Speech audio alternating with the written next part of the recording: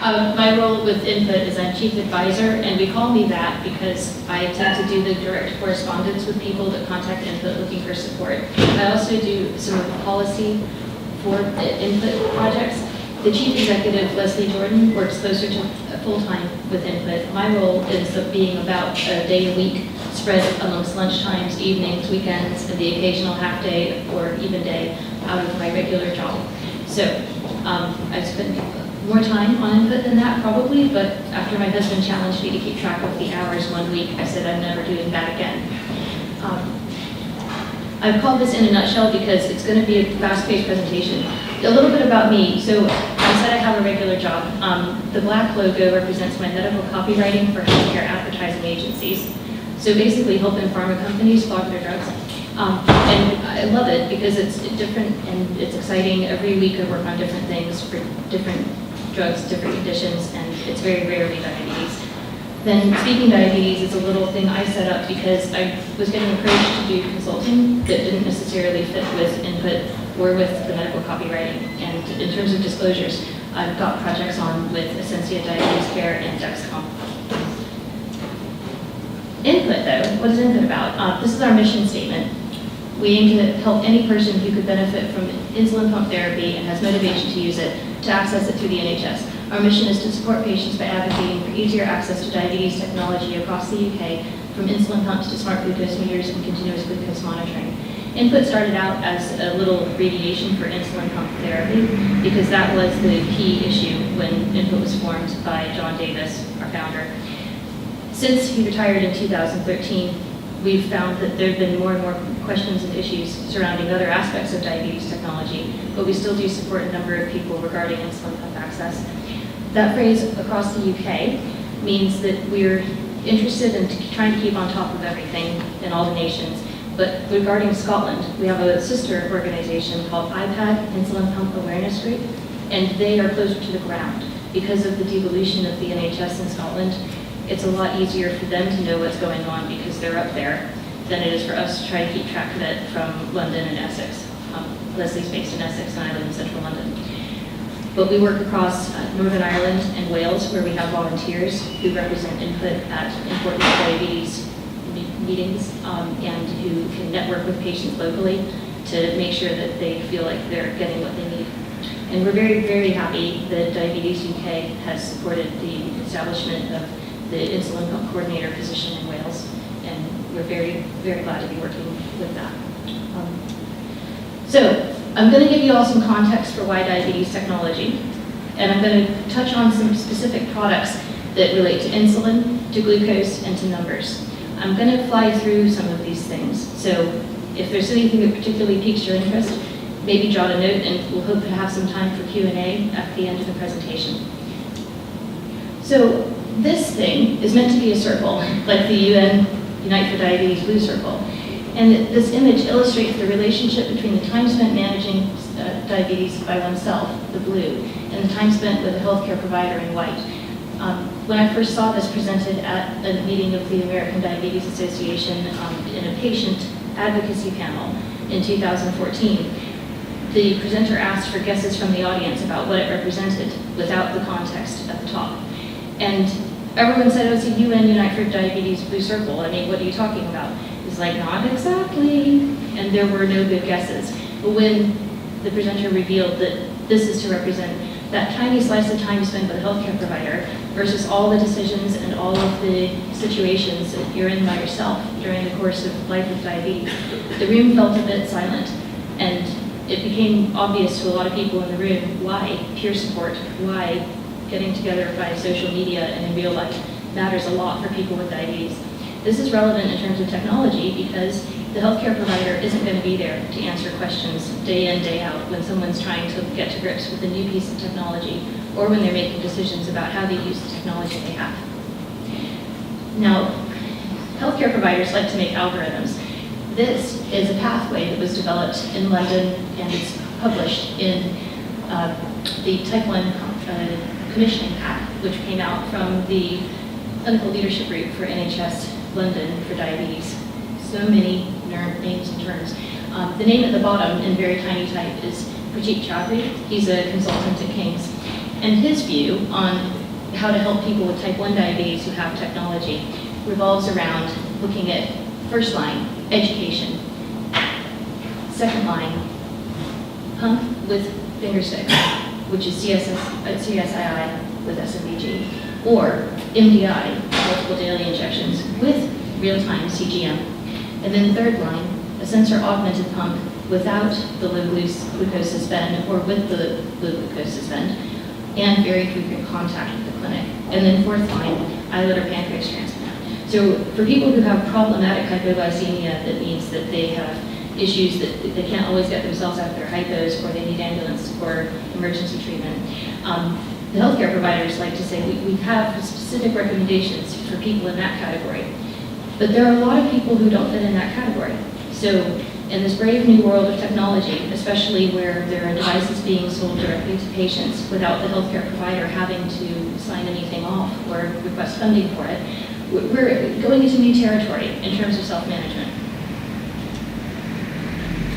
This is a slide that I used when I presented at the Diabetes UK Professional Conference last year, talking about, well, what makes technology work? In my view, you have to have patient buy-in. Someone has to be interested in what they're using. Product training. You have to know how it works and what their role is in using it. Regular use. It doesn't work if it's sitting in a drawer or you're just doing a bare minimum with it. And then periodic data review and therapy adjustment, both independently and at home and in the clinic or via remote consultation. Technology is not a substitute for engagement with either your own care or with the healthcare professional. And that's something which I've found, I see cropping up on social media. My diabetes tech team just doesn't seem interested in helping me use my technology. I always feel very sad when I see that, because I feel like that should be their concern, to help someone self-manage effectively. And when I hear from patients, I just want it to do everything for me. My response is, we're just not there yet. You have to put in an awful lot of effort yourself. And that relies on knowing what you're doing and how to do it, as well as finding the energy and the strength to keep going every day. Now, on to social support. I loved this when I saw it on Facebook last year. Someone just took a big X over this NHS thing and just said, what's going to be, Google or Facebook? That's the reality for a lot of people who are coping with managing diabetes technology, is that they feel like the best and easiest is social. That's not always the case. I do encourage people regularly, probably every couple days in the social media forum that I'm part of, to just pick up the phone and call the company. They pay people to sit by the phone to be able to answer questions like this. And so that's the other part of the loop, is making sure that people are getting the support from the correct source at the right time. This is a website that I wanted to call out for anybody who hasn't heard of it, the T1 Resources website. Now, I've said a little bit about type 1 so far. I want to be clear that Input's mission isn't only around type 1, but because most of the technology that is around has particular benefits for people with type 1, we end up doing more discussion of type 1. And therefore, I'm calling out this website as a good resource on the basis that if you want to know what's happening in type 1 and what the curated resources that have been reviewed by both patients and healthcare providers are with reference to a UK audience, this is a great place. And if you're interested in just what's the world of diabetes technology and research, this is a US-based organization, Diatribe, that has a great website, and they do email newsletters. So if you're just keen and you want to know what's happening and it's not going to be specific to the UK, I highly recommend that. Now, on to how do we do tech stuff with insulin. The first principle is we have to think about what we're doing with the insulin. This is just a diagram to illustrate basal bolus insulin therapy, also considered to be multiple daily injections. Anybody here unfamiliar with those terms? Okay, great. So I won't spend much time on the slide. Now, in terms of pens, that was meant to be a second pop-up that came up wrong way. So pens and pen needles are not all alike. Input has some content on our website about the fact that a lot of people are having their pen needles switched to something cheaper, even at the pharmacies deciding to buy in cheaper needles. If the needles are causing bruising that you didn't used to get, if they're breaking, if they look funny when you pull them out of the packet, that's not okay. So we've heard from some people who think that their next step should be an insulin pump because they're having bruising from injections, and it's not necessarily the case. It could be that they just need a shorter or a higher quality pen needle. So we have some resources around that. People sometimes forget that pens are a form of diabetes technology. and they still have technical difficulties from time to time. And the half-unit dosing thing, we talked to quite a few people who are on whole-unit pens for their rapid-acting or their long-acting insulin who are either high or low. And when we mentioned that there are half-unit pens out there, sometimes that helps, or at least it's something else to try before determining what might be the next step. And again, it's unfortunate that so many doctors don't seem to think of that first. The thing that I've got on the screen down at the bottom is a device. You can see it's a little bit stretched out on the corner, and that US quarter is about the same size as a 10p. It's a device that is a lot like an insulin pump infusion set, but someone who takes injections can put one in every few days. And it means that they don't have to poke their own skin when they do an injection, they just have to pierce the rubber and plastic of the port. This is now getting some more traction in the UK because Medtronic, which bought the company that used to have the rights over it, has evolved it, and they have decided to offer it out to trial in some local areas. And I'm very enthusiastic about it because I think it will help a lot of people who are having trouble with injections. It's not cheap, but it's also a lot cheaper than just putting somebody on an insulin pump because they're having trouble coping with injections. Now, smart pens. This is a product which just recently got approval in the US, InPen. This is a Bluetooth-enabled insulin pen, and it relies on use of an app. And I think this is the future for people with MDI because it's going to make things so much smarter and simpler, and it's going to help people with explosive populations, it's going to track their insulin on board, it's going to give them a lot of the features that used to be available only with certain blood glucose meters or with insulin pumps. And the fact that they made it compatible with both Humalog and NoFlog is really winning because that's going to mean that it's available to many people.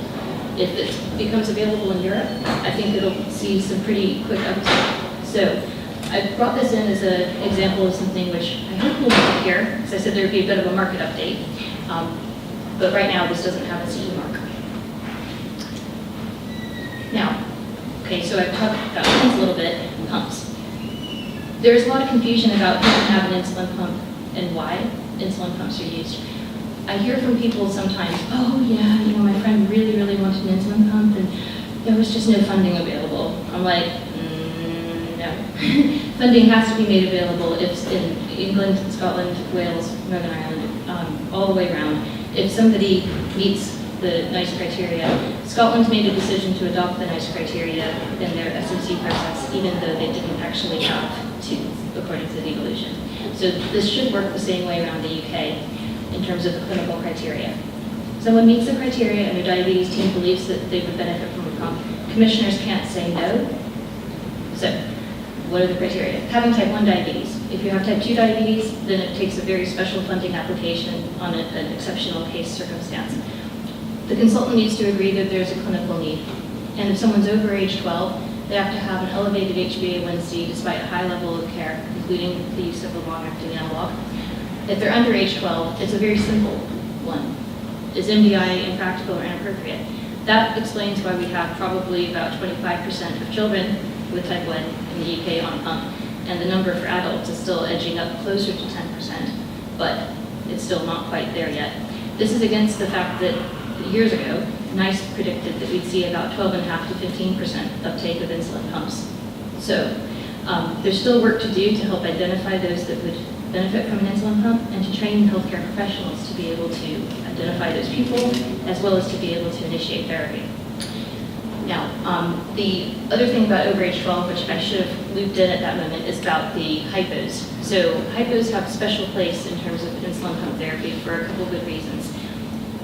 Back when we were dealing with isophane insulin as the main insulin of choice before Lantus came out, and people who've been around diabetes a long time know that isophane has a bit of a peak like this, and it has a bit of a trough on your glucose levels like that overnight, typically.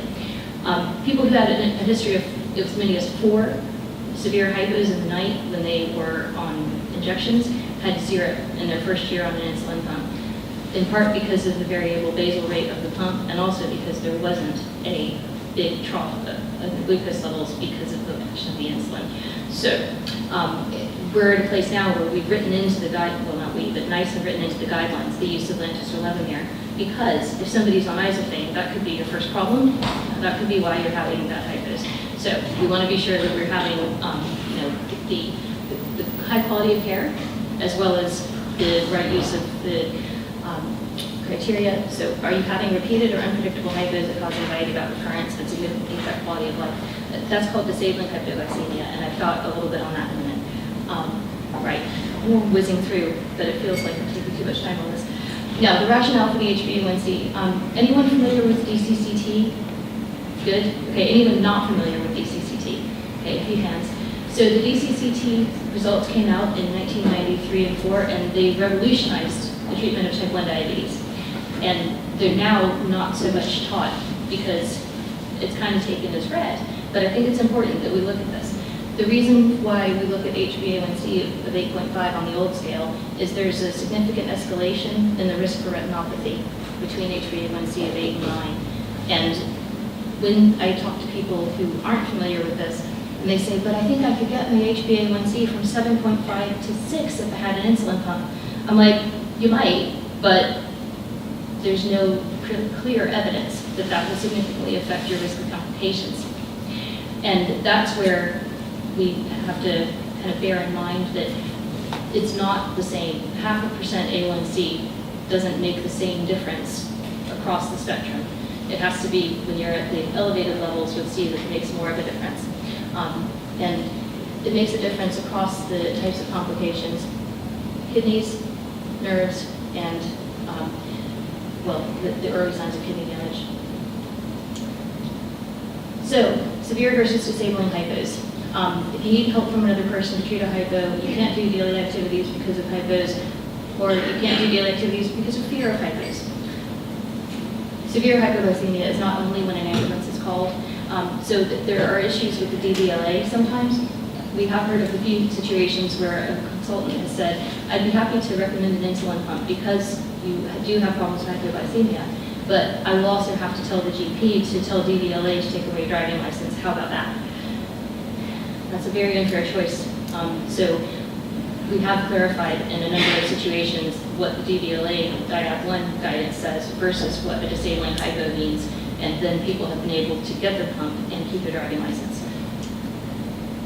So, common pumps. This is just a selection of a few that you might see in the wild. I bet we have some in the room today. Anybody happy to say whether their pump is on this screen? I can. Mine's on. Okay, we've got 1, 2, 3, 4. Okay, so there's probably more among people in the building, and probably 1 or 2 that I don't have on this slide. The point of it is really to show you that on the inside, the guts are pretty similar. Battery, display screen, circuit board, insulin reservoir, a motor, and that goes out into the little dotted box to the infusion set and the cannula that goes into the skin. It is different with the Omnipod, where the guts are contained within the device that sits on the person's body, and the control is remote. So, continuing the whizzing nature of this, artificial pancreas. Who's heard about the Medtronic 670G that's been launched in the US? A few hands? A few hands? Okay, who's heard the term artificial pancreas? Lots more hands. Okay, so to clarify a potentially confusing thing, the 670G has been discussed as an artificial pancreas, but it's really more what we call a hybrid closed loop, which is over in the second generation column under number 4. It's not fully automated, which is when we will really be into the territory of artificial pancreas. And that's where we're hopeful that we'll get there. But at this point, the capabilities of the 670G are based on controlling glucose within a pretty wide set of limits, rather than making big decisions about, oh, look, you have clearly just eaten 40 grams of carbs. I'm going to give you 6 units of insulin. The pump can't do that on its own. The person still has to make those kinds of decisions for themselves. But to see that we have gone from the very low glucose suspend, which was available in the Medtronic Veo pump, to the hypoglycemia minimizer, which is available in the 640G that we have on market at the moment, to hyperglycemia, hyperglycemia minimizer, and closed loop, where the 670G kind of sits between those, to be honest, in a period of less than 10 years, is pretty remarkable progress, I think. There are some very interesting projects going on to bring a fully automated closed loop out, and we can talk more about those later if you want. There is also just a new announcement from the other day, the 7th of July, that Cellnovo, which is a company that has only probably a few dozen pumps in the UK, but they have a few hundred people using their pump in France, has got 17.5 million euros to try to come up with an artificial pancreas type system. Pretty cool. I mean, more power to them. Let's see how they can pull this off. And I like the fact that it says an artificial pancreas system that can measure glucose and deliver the right amount of insulin without the need for human input. They're being very clear about their goal. So watch that space for a while. So what could it look like? So this one in the yellow case, that's the islet, which is being developed in Boston. And you can see there's two little black bits at the bottom. That's so that there can be one tube coming out that is for the glucagon and one tube coming out that's for the insulin. It's a bihormonal system that means that someone shouldn't have to treat hypos themselves either. Pretty cool. And then the other system you can see pictured, the Freestyle Navigator, Dana, pump, and then the phone. That's the Cambridge system that's been used in some trials at home as well as in hospital, developed by Roman Havorka's team. So it's cool that the UK is actually part of leading the frontier. Glucose. So tools for the job, glucose monitoring. Appropriate choice of meter, number of strips. Old meters are actually not going to be usable pretty soon because the strips are being taken off the market. It's pretty exciting because there's new accuracy standards that came out in 2013. And we're hopeful from an input perspective that if more people are using an accurate meter, they might get better, knowing where you are more closely to where you actually are is a good place to start. And there are also some new meters out that can connect directly to smartphone apps. These are Bluetooth meters. I'll show you some photos. Now, I mentioned about how people are now self-funding diabetes technology, and that's leading us into some uncharted territory with regard to clinical support. Where do they fit in the care pathways? We're still working that out. Diabetes UK has helped to come up with a consensus guideline on the use of Freestyle Libre, which is in the final stages of preparation, right? It's just that for final consultation and sign-off. Excellent. So as Simon just said, final consultation and sign-off before it gets launched.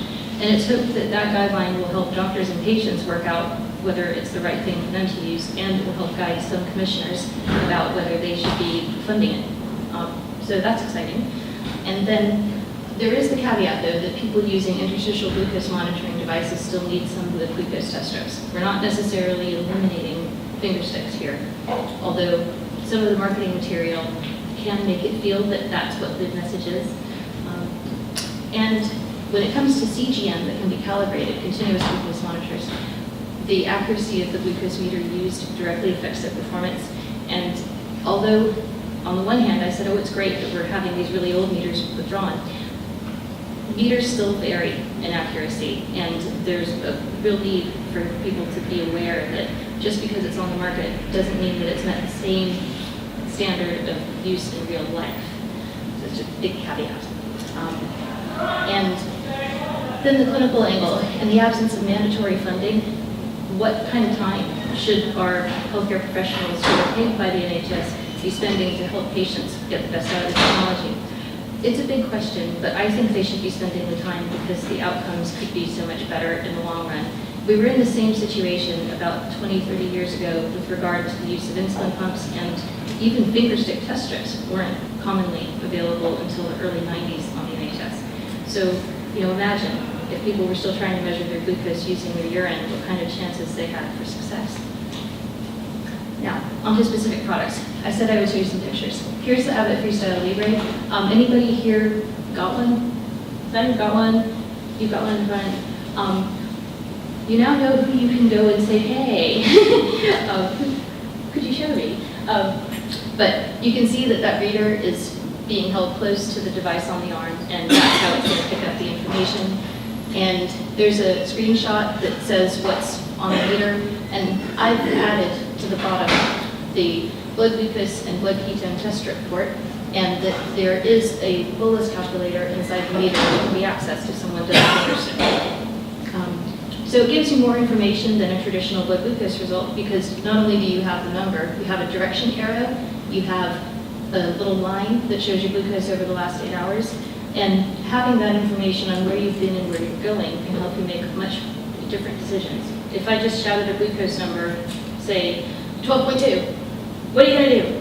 I think most people who self-manage their diabetes with insulin would say, it kind of depends on what happened in the last few hours and what I'm planning to do in the next couple of hours.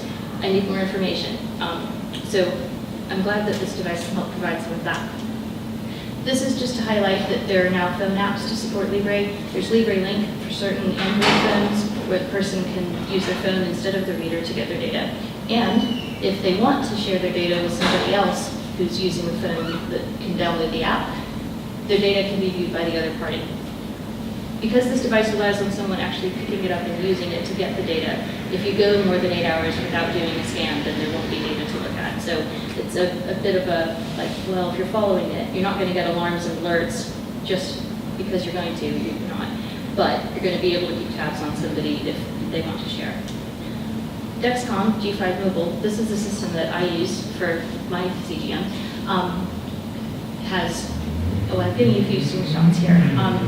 So there's a sensor that goes in, and then there's a transmitter that clips into the sensor, and then there's whether you use the receiver or you use the app on a phone. Some Android phones also, probably most people are using it with iPhone, and somebody can follow the data, and they will get alarms at the thresholds that they've been specified. So I might have my alarm set so that I get an alarm at one level, but maybe I want my husband to get an alarm if it's at a slightly different level because maybe I'm in trouble somewhere. I could have that set up that way.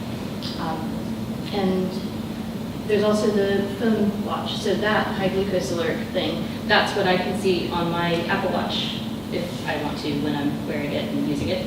But I can see my numbers as well, which is pretty handy. I like that. And then there's web-based data as well. So Medtronic Guardian Connect is a new CGM that Medtronic are selling. This is their first foray into the self-funding market, and they are right now not able to provide new kits immediately because they're having a bit of a sensor shortage issue, but they're very enthusiastic about these chances to help people with MDI. It's not being promoted towards people who are on a pump. The sensor that works with this device that goes to the mobile phone it clips into a transmitter, which is actually not compatible with their insulin pumps. So if you want to use the Medtronic Guardian Connect, you'll either be on a non-Medtronic pump or you'll be on MDI. And that's, from their perspective, hope that there will be more people with the choice of a Medtronic product. Interesting. And then just to acknowledge, there are a lot of people who've come up with their own systems. The hashtag We Are Not Waiting and Night Scout. Anybody familiar with these? A few? Yep.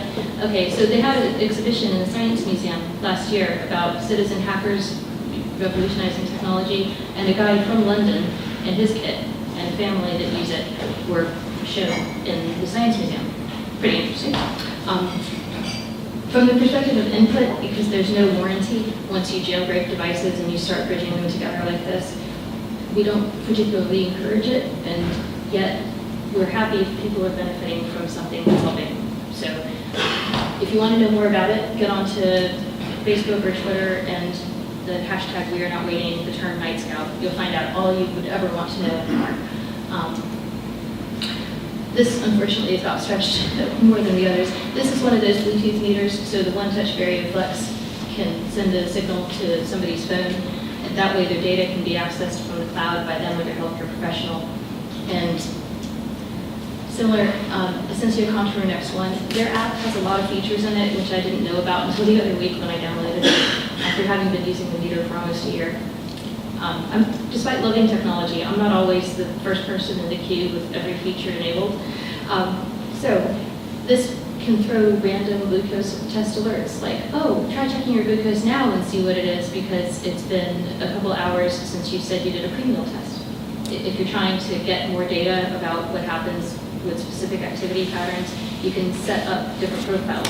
Kind of like if you go to the gym and you're on a treadmill and it gives you the option of which profile do you want. Do you want intervals like this, or do you want rolling hills or whatever?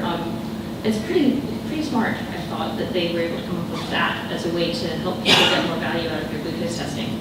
And again, the results can go up to the cloud and be shared with healthcare professionals. They've also got integration with MySugar. More about that later. But it's pretty cool that it can import the value directly from the Contour app on the phone into the MySugar app if someone's using that as well.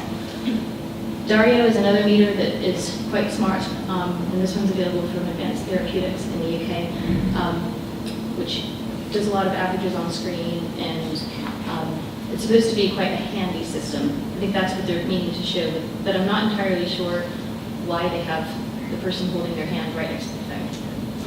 Now, bolus advisor meters. These meters are awesome for people who are trying to get their carb counting right, trying to adjust their insulin at each meal, and I've made reference to the fact that there's bolus calculator support in that insulin pen system, and how up to now there's just been a few meters that allow that. The main ones being the Accu-Chek Viva Expert and the Abbott Freestyle Insulinks. So I said how I thought that the Sensia meter was really nice and how it has its features. If someone's using the MySugar app, there is a bolus calculator within the MySugar app.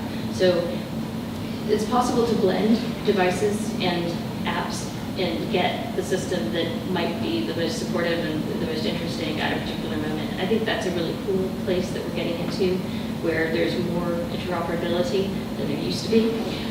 With these systems, they're not enabled to share data with the cloud, but the data can be downloaded and shared with healthcare professionals for sure. These meters are often suggested before someone would go on an insulin pump, because the skill of doing your carb counting and working out how much insulin to take is something that you have to be confident in before you're using an insulin pump.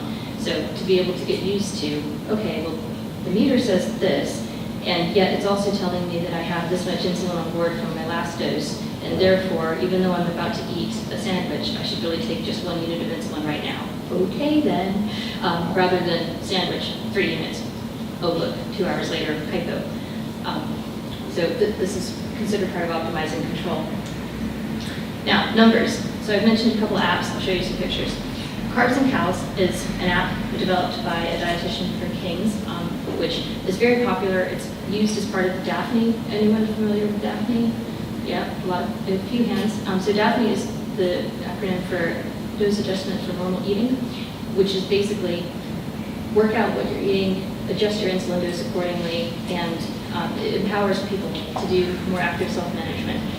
And the fact that this is visual, rather than saying, first put the food on a scale, means it's a lot more practical for most people in their daily life. Who carries around a scale and measures everything they put on their plate?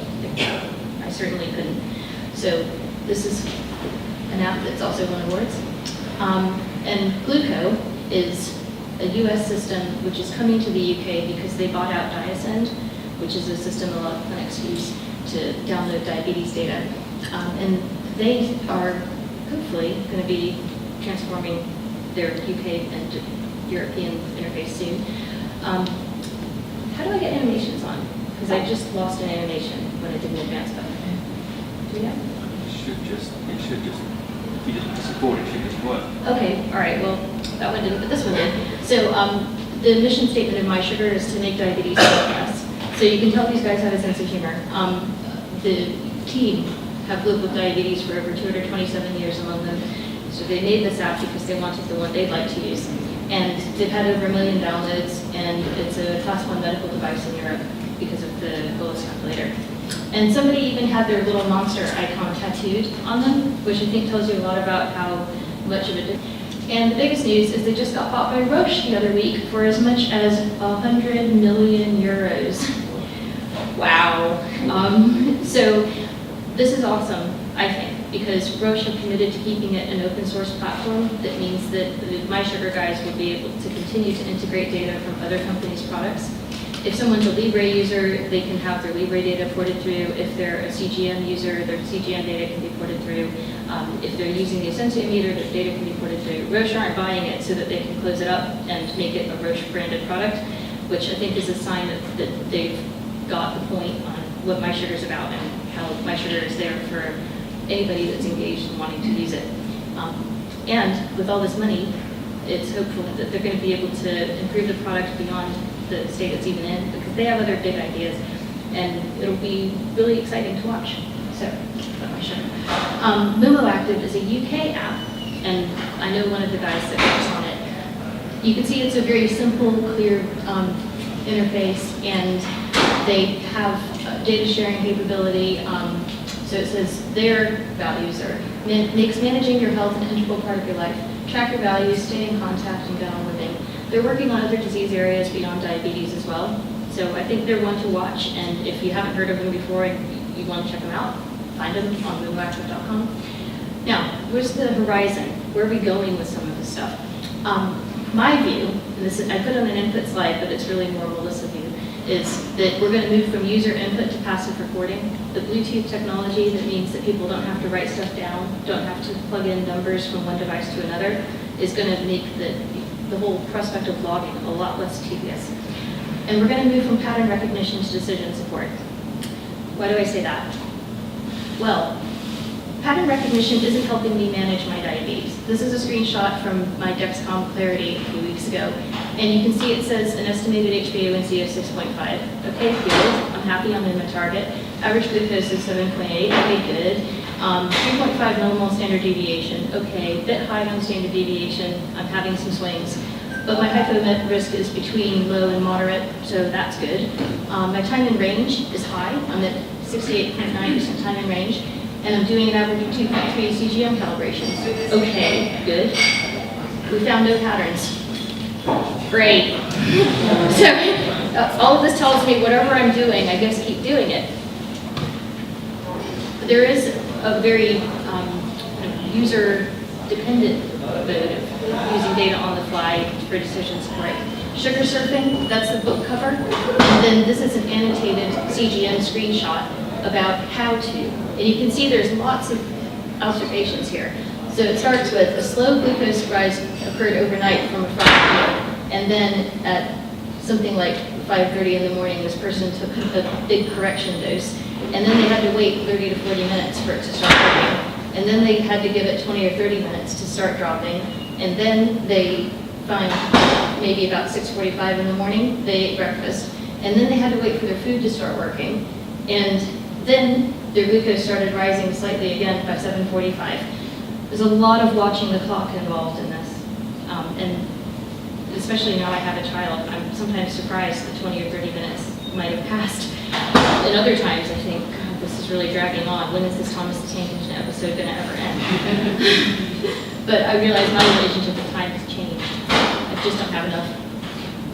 Individual retrospective data interpretation is probably going to transform to big data trends and predictions. The more data we're sending up to the cloud, the more data there could be to analyze. We could end up with, and this would be so cool, right? One day I might say I'm going to Nando's. Like I might even just type in on my phone Nando's, or it might even have geolocation, and I might go, looks like they're at Nando's. Are you at Nando's? Check. Okay. And then what am I going to eat? Maybe I have already saved a few favorite foods that I like to eat if I go to Nando's. And it'll say, are you having and I'll go, yeah, I'm having that again. That was good last time. And it'll say, well, you know, last time you ate that thing, this is what happened to your glucose levels. Here's a suggestion based on the data of 2,000 other people that ate that meal in the last few months. Maybe you should take another unit of insulin for it instead of waiting until 2 hours and going, oh, I need a correction. And I might go, okay, I'll do that. And it might just show me that in a series of text messages on my phone. It'd be pretty awesome. And I think we're going to see proprietary closed device platforms transform to open source with data protection standards. And that's one of the reasons I'm so enthusiastic about Roche having bought My Sugar. Long-term goals are to reduce the burden of diabetes decision making. And this will also be around increasing the value to users, caregivers, and the health system as a whole. We do need more data on how these devices can help improve outcomes and save money over time. And that's one thing where you just can't make a year happen faster than it happens. And we can't make a huge data set faster than we have a huge data set. So although there are lots of individual stories about how CGM may have transformed someone's experience, or Libre has helped somebody avoid hospital admissions, we don't have the big data set that means that the people who spend the money can put a value on that. We're getting there slowly, but it is one of those takes time kind of situations. Now with that, I'm going to say I hope that this hasn't been just a romp through lots of names and pictures and left you with a sense of confusion. But if I can answer any questions, I'll be happy to.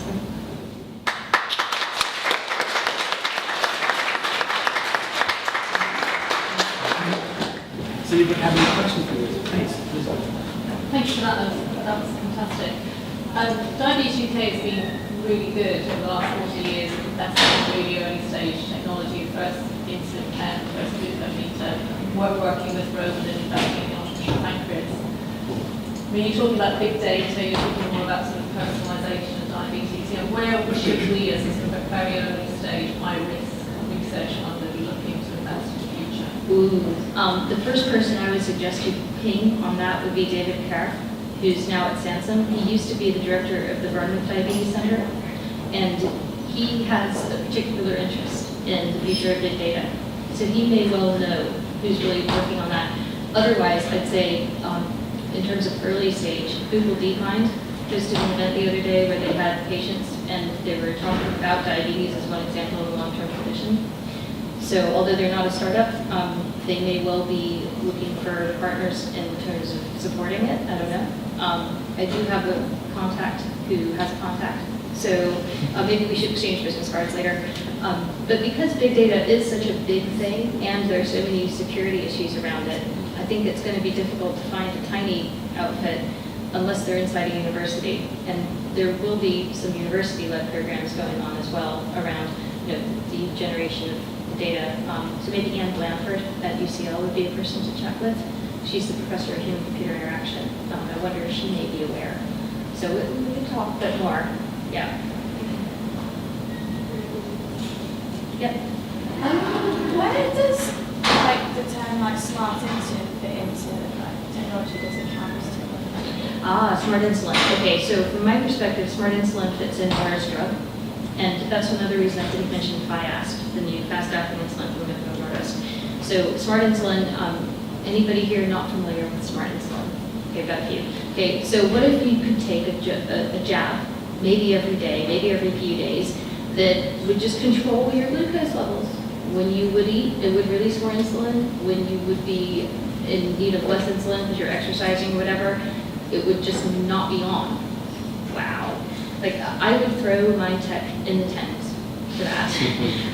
And sometimes people say to me, but how? Why would you get it from your technology? I'm like, if I didn't need it, do you think I would wear it? What would the point be? So I think it's truly exciting stuff, and I hope that it can work. The fact that companies like Merck are investing in it makes me confident that at least it will have been thoroughly tested, even if it doesn't come out. And if it doesn't work, at this stage, there will be enough data that scientists can keep an eye on developments in other areas that might mean that it becomes possible. So I'm super excited about it, but I'm also not holding my breath. Do you think, so all this money that's going into diabetes tech, there's so much money going into it, but as you say, you throw all the tech away if you could have smart insulin. So there's only a limited amount of money. Well, there's both a limited amount of money and a not necessarily limited amount of money. My bee in the bonnet is things where they say, oh, we'll check the glucose level without pricking the skin.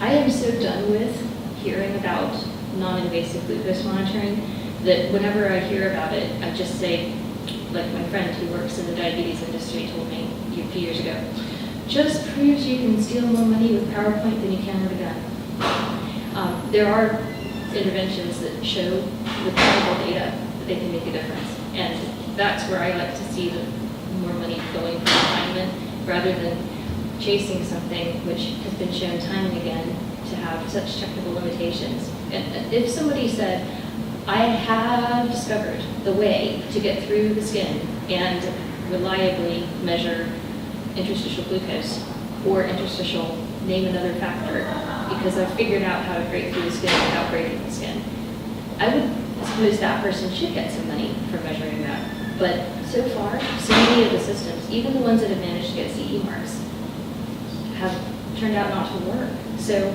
that's my take on it. And I just heard about a new non-invasive glucose monitoring watch in an email yesterday. I'm like, oh, save me. It's got 480,000 euros in crowdfunding. And I'm like, gosh, if all those people had taken that money and donated it to research on smart insulin, that would have been cool. So anyway, that's my point. But I think in terms of whether there's limited money and limited time, there are still people around the world who struggle to get insulin every day. And I think we in the West have to take a step back once in a while. Elizabeth Rowley with her Type 1 International, T1 International organization has done a great job of raising the profile of places where there's insulin shortages, places where they can't get glucose testers. And I think we will always have people who are hungry for the tech that we have walked away from. And there will be people whose lives are better because they have an insulin pump, even if 20 years from now we look at it and go, insulin pump. So let's not be too focused on our own prospects when there's still lots and lots of people who could benefit from something when we feel we've been past it. Anybody have any more questions? I haven't had any more questions from the colleagues in our nations and regions. Anybody have any more questions on the floor here? Will we be able to get the slides? Yes, you'll get the slides, yeah. And I admit there's a lot of stuff I couldn't cover in the time, so if there's anything that comes up afterwards where you think, gee, I kind of wish I'd thought of that, please feel free to check out the input website, and if you don't find what you're looking for, use the contact form. I get the emails with input, what we're about, what we do, and that we're around. We're always grateful for people who point others in our direction. Thank you very much.